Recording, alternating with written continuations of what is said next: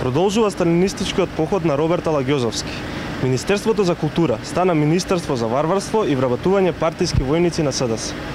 Воден од директивите на Заев за вработување од чистачка до директор, само на луѓе со членска на СДС, продолжува со фашизоидна реторика и јавно сатанизирање на успешни културни работници и раководители на институции.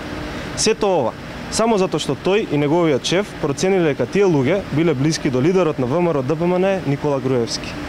Последен во низата, елиминирани од варваризмот на Алагјозовски, е директорот на Македонскиот народен театар Дејан Пројковски, докажан професионалец со големи успеси во своето работење и раководење на МНТ.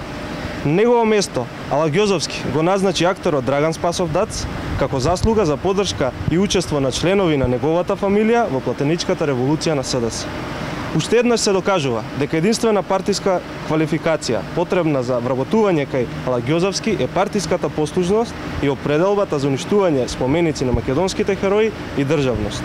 Докажаниот варваризам, гнев, омраза и фрустрации стануваат дел од сите културни институции на државата. Политичка одговорност за вакво непрофесионално работење и неспособност ќе стигне набрзо и за Алагјозовски и за Заев на локалните избори на 15 октомври.